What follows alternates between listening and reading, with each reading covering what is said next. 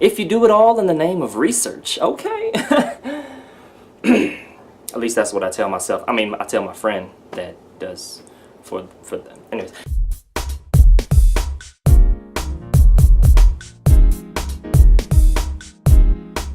Hey, it's Lance McGowan here, and when it comes to learning the actual difference between doTERRA and Ameo, I got a little text message from somebody who wanted to tell me a little piece of their mind. So, without further ado, let's get into it. Okay, so here's a text conversation of a woman who literally just texted me out of the blue.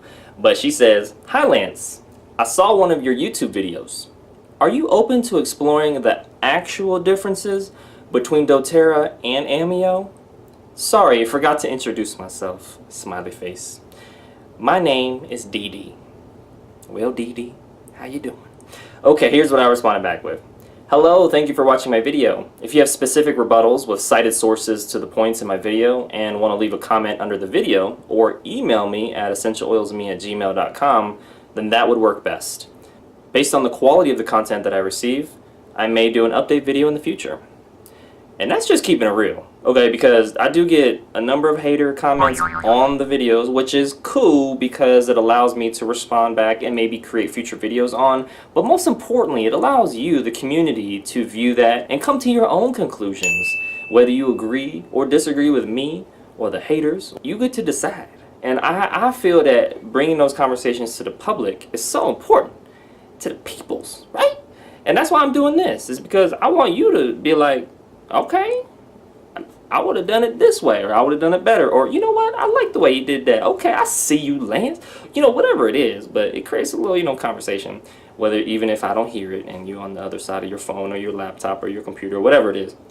Anyways, it's a conversation starter.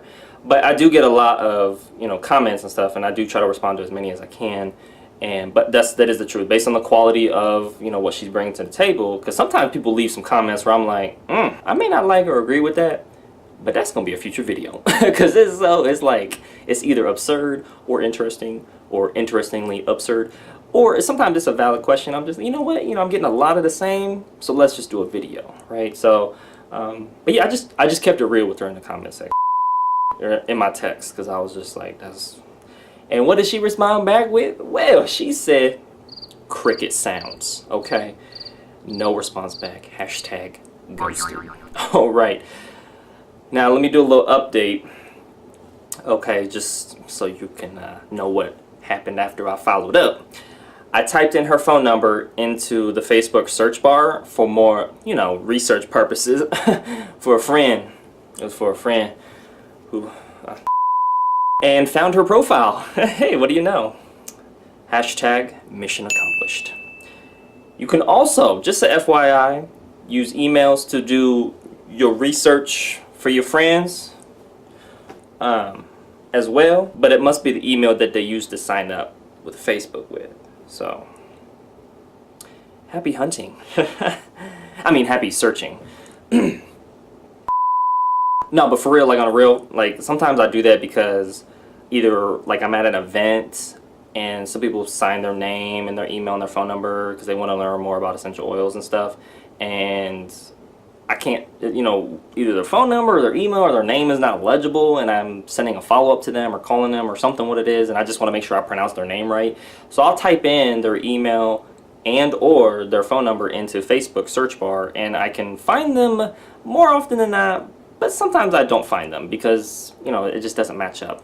Sometimes it's because I put dashes in between their phone numbers. Sometimes I don't. A little trial and error. But if I don't find them, it's just like, oh well. But if I do, I'm like, oh snap, I found that person. And now I can actually use their name when I call them because I couldn't read what was on the piece of paper that they signed up with. So that's just kind of if you didn't know about it, okay, that's good for, again, research purposes for your friends.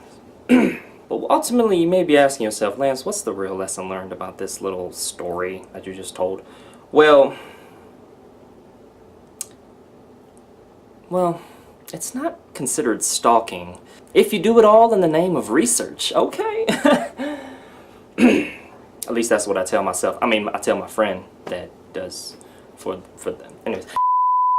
Thank you for watching today's video. Make sure to hit the like button if you did, hit subscribe for future video updates, and most importantly, check out the links in the description below so you can continue to get your learn on. And, you know, maybe search somebody else, you know, on Facebook and learn more about them. Yeah, this isn't awkward at all.